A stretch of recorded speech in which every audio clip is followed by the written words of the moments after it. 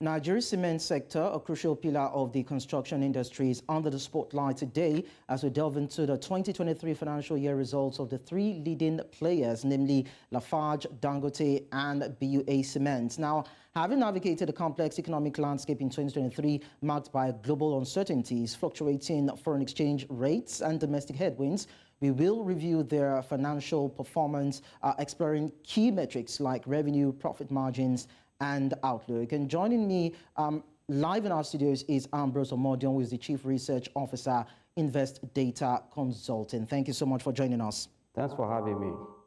Of course, it's a pleasure having you around. So we are going to start by looking at BUA Cement. So we just quickly pull up the results and have your reactions to it. Before we actually look at the numbers, I want to believe that you have an idea of what the profit is, and of course the revenue and the profit after tax and earnings per share. So quickly, let me just take a reaction. What do you make of the BUA numbers? We'll be pulling up the numbers in about a few minutes, but looking at the top line specifically, what does it say? Yeah, looking at the industry generally, let's start from there. You know, any economy that want to really develop, you need your infrastructure to be in order. And for industrial goods like the cement industries, I believe that they are one of the engine room that any economy needs to work to drive infrastructure. For me, even when we're seeing a situation where Nigerian economy is facing a lot of challenges, the sector still remain relevant for our economic growth. That means demand for the product will be high. Despite also that in a matured economy, we say that government is the highest spender. Yet, as we speak today in Nigeria, we know that most of Nigerian purchasing power are low, but because the government remain the highest spender, we expect that driving our infrastructure in terms of developing road, this housing infrastructure will have a deficit, that we expect that the industry will still have a good patronage from the government. And that is why the numbers that we're seeing so far for me is not reflecting what has happened in 2023. But from January to date, we have seen that there's a kind of a massive increase in the prices of the product in that industry. That has also impacting their performance in the new current financial year. But for me, looking at the numbers that came from different companies in that sector, I would say, yeah, that is a fair performance, by all standards, because most of them saw a mixed performance. The life of Dangote had a growth in the top line and the bottom line, while that of BUA and his other competitor, which is WAPCO, we saw a decline in their bottom line, while it was also a marginal growth in their top line.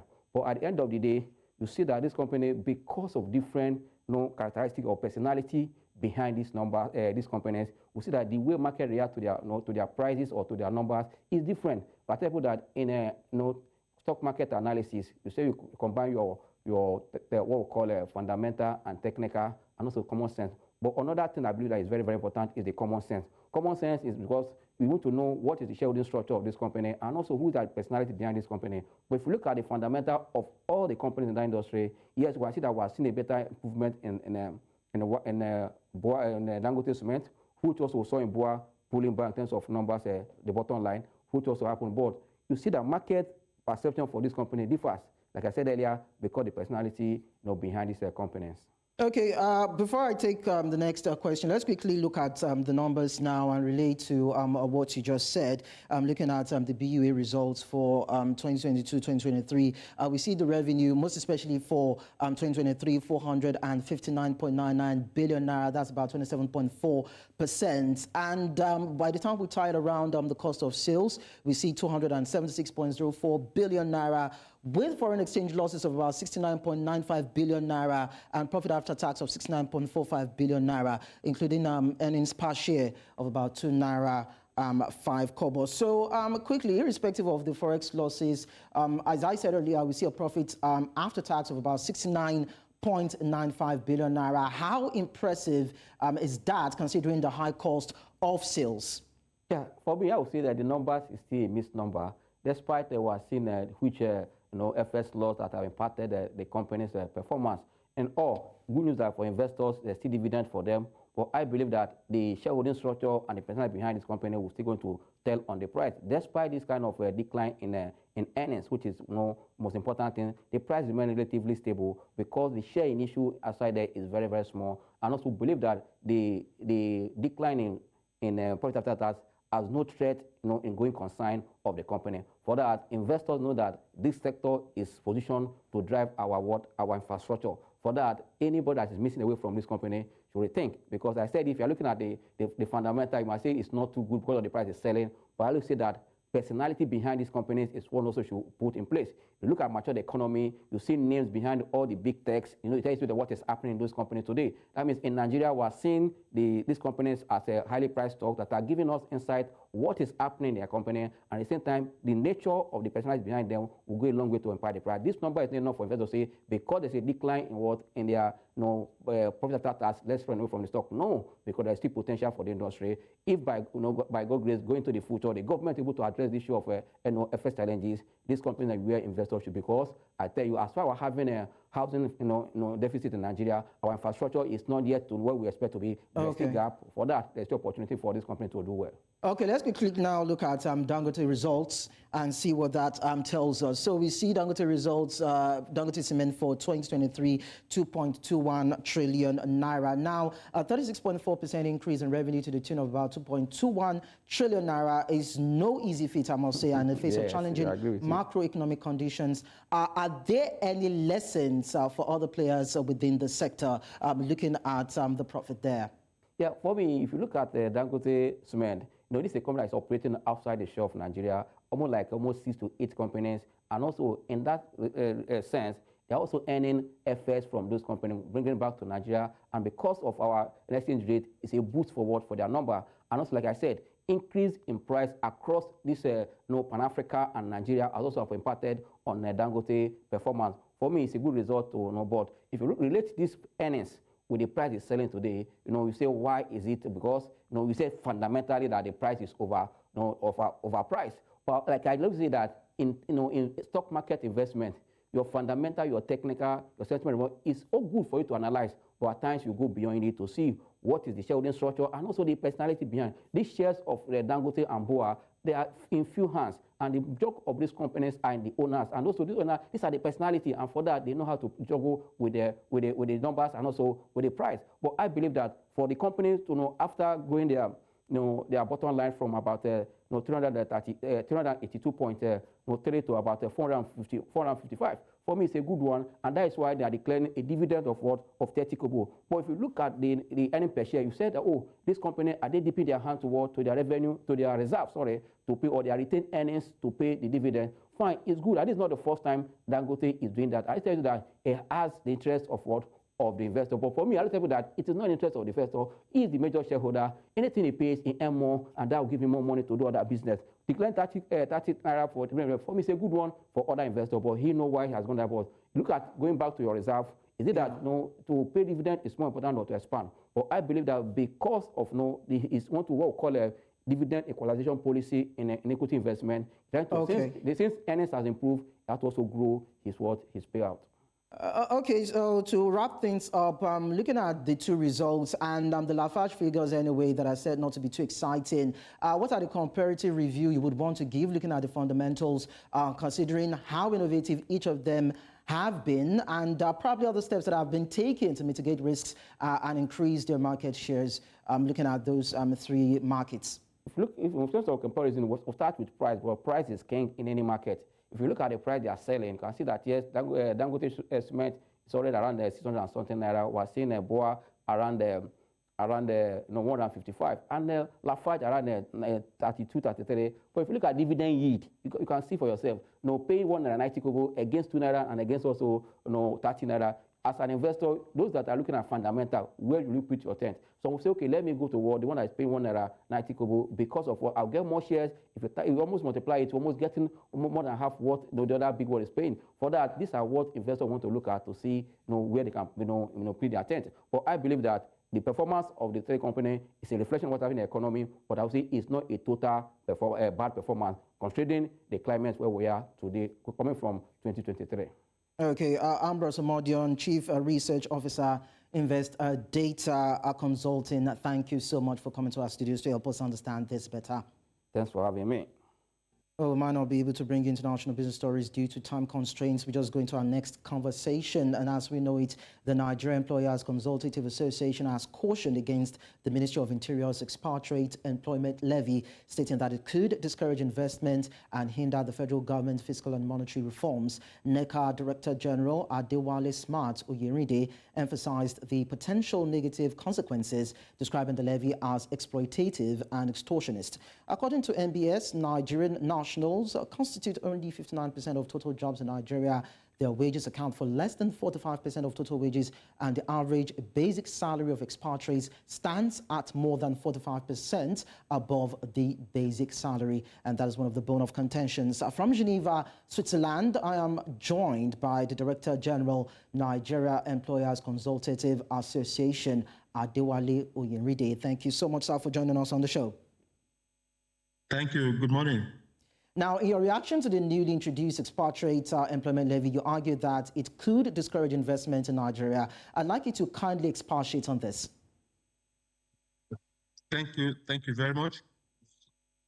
First of all, I need to set the tone that our concern, the concern raised, they are not born out of the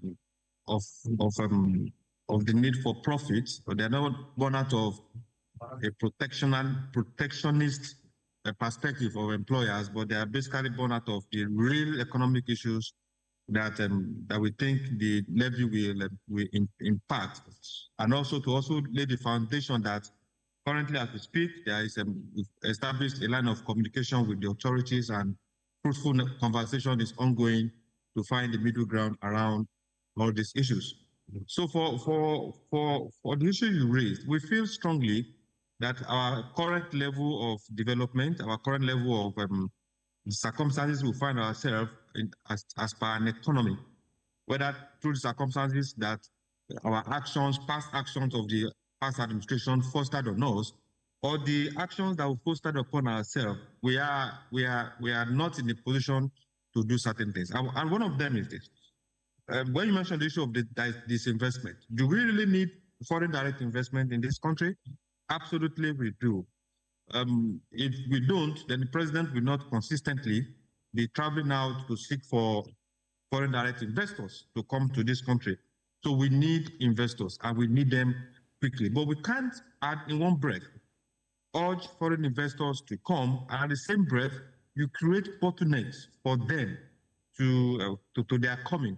You know, an investor will not invest $1 billion in this environment, and then you put constraints into his ability to bring in people that he feels strongly, that can help him to manage that investment. We feel is a contradiction, and it's investment in that context.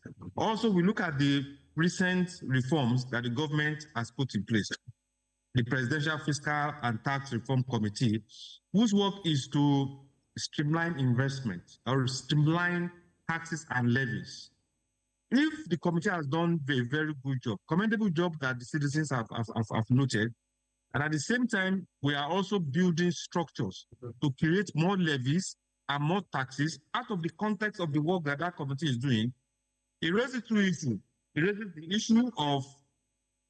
the issue of consistency, and raises the issue of stability in policy, which is also a red flag to any reasonable foreign investor to say, look, if there's no consistency, no stability in policy in this environment, it becomes difficult for me to bring in my fund to invest. Those are the contexts in which, those are the first contexts in which we look at it, that it could be a disservice to genuine investors that want to come to this country to invest.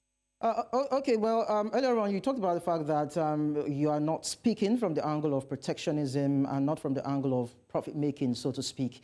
But then we know that government has its own issue when it comes to revenue generation. I recall that in your reports you described the levy as exploitative and extortionist. And if we are to look at it critically, isn't the average basic salary of expatriates, which stands at more than 45% above the basic salary of Nigerian nationals that constitute 59% of total jobs in Nigeria, not exploitative in itself?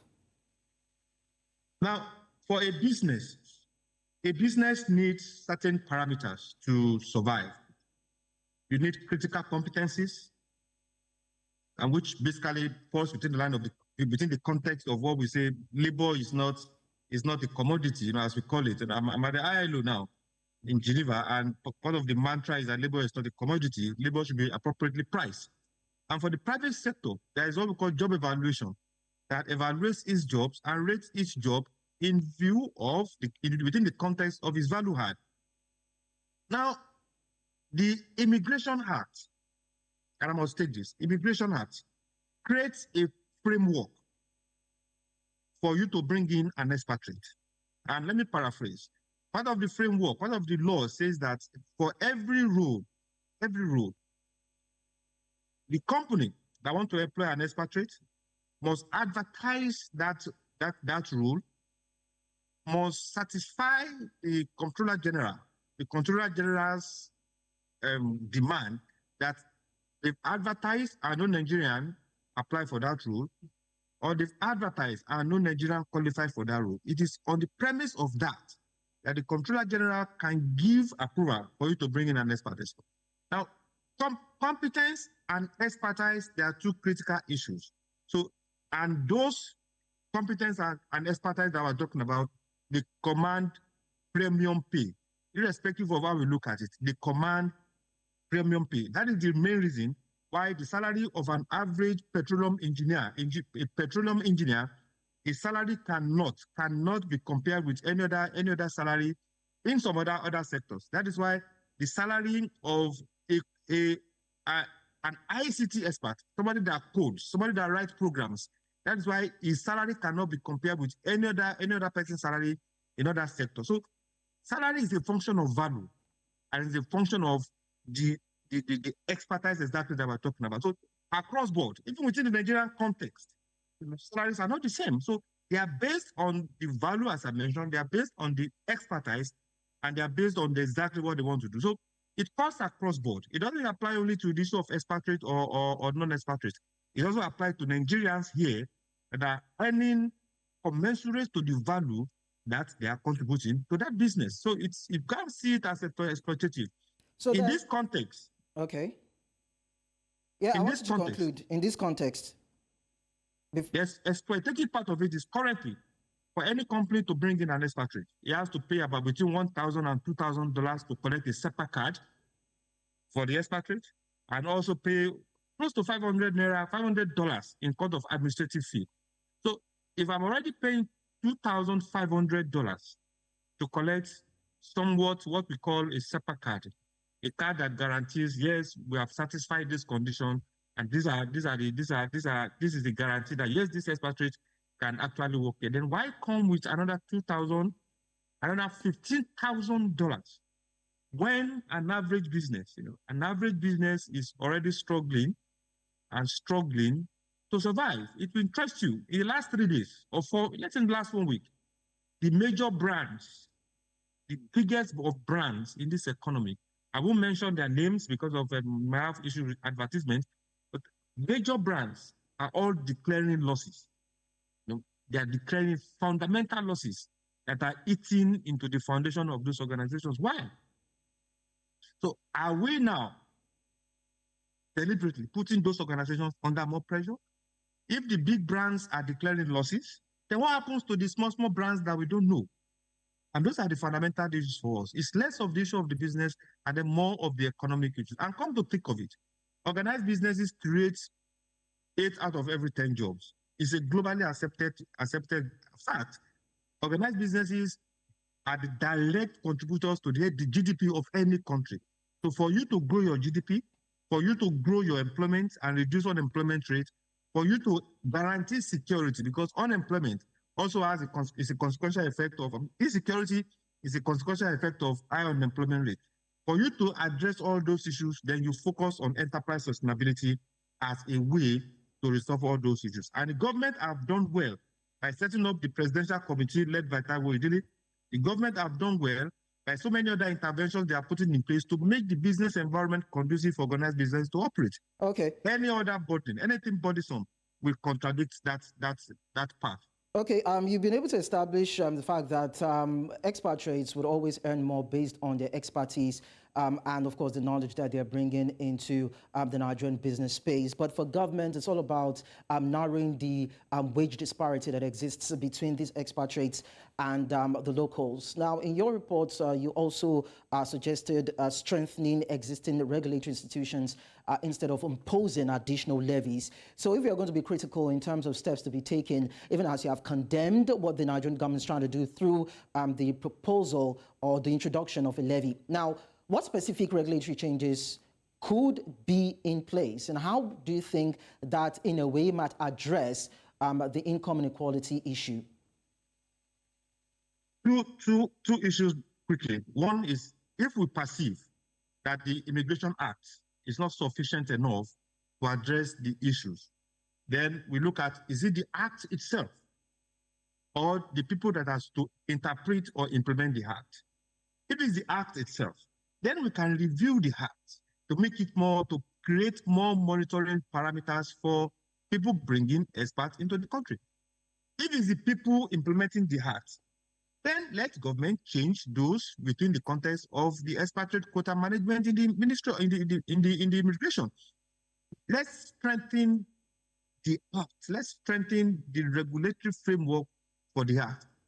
Let's collaborate, because the private sector, NECA, is willing and ready to collaborate with the Ministry of Interior to create structures that will not only enforce, but that will also monitor the implementation of these processes.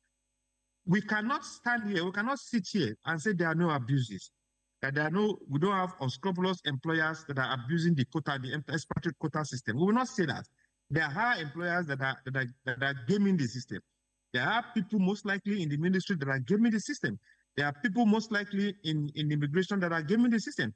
So our responsibility is, rather than run away from the realities of it, let us confront these issues of regulation and legislation, and let's strengthen those regulatory frameworks so that they can deal with the issue. What is the guarantee that the EEL, when implemented, will not suffer the same fate that we collectively will have placed on the Immigration Act? What's the guarantee that we will not collectively have consigned the Local Content Act, consign it into the same fate that will have before the Immigration Act? Our view is this: let's build institutions. Let's strengthen institutions. The EFCC is working. Some other agencies of government is working. Let us also collaboratively strengthen these institutions so that they can fulfill their objectives. Okay. Suffice to say that the Local Content Act, local content law in the oil and gas industry is working beautifully well. It's working with parameters that an expatriate must have at least 3 Nigerians that are understudying the person, and that is operational. And there is a review done according to the reports almost every quarter, every 6 months, to see how that law is being implemented. So we can replicate that. If it's working in the local content law in the oil and gas, then it can work in any sphere of our lives. It's okay, just so to get the right people to manage it. Permit me to quickly ask before I let you go. Do you think that this policy, this introduction of new levies for expatriates, do you think it could backfire in some way? Because we know that there are Nigerians who also work abroad. So could there be, a transfer of such situation, looking at other countries and other businesses abroad where we have Nigerians working there? Could that have an adverse effect? In the last 2 years, the DACPA syndrome doesn't only affect those going for school. It does also affect professionals. I can tell you for free that the soul of at least 50 or 60% of the soul of Nigerian expats, those we call expats, talents in this country, over 50% of them in the last 2-3 years have migrated to Europe, to America, to Asia to get jobs. From the banking industry to the telecoms, to the oil and gas, everywhere they are moving out. So if the other country decide to come up with a reciprocal policy, it will hurt us more, because we, the country, we need remittances. It will amaze you the quantum, the billions of naira that comes to this country as remittance on a yearly basis. So it's part of the issues we have. All right. If those countries decide to implement SIM, are we ready? Are we ready to provide the environment for our brothers and sisters to come back to this country and work? Where is the job? So those are the basis of our concern. And as I said earlier, the ministry is responding, the government is responding, and the listening government. They've demonstrated this in time past, and we are very sure that they are also looking at it to take a positive action on those issues. Okay, we hope so too that will be done. I'm Adewale Oyenride, Director General, Nigerian Employers Consultative Association. Thank you so much for talking to us. Thank you for having us. And that's about the size of our package on Business Edge. Do not forget that we will be back some other time. That is tomorrow anyway, 11 a.m. West African time, to talk more about this. In the meantime, you can always reach out on all our social media handles at News Central TV. Visit our website, www.newscentral.africa. And equally download our mobile app on App Store and Play Store. Until next time, I am Lekon Onobanjo. But do stay with us. We will be bringing you live broadcasts of the late Herbert Wigwe's memorial service.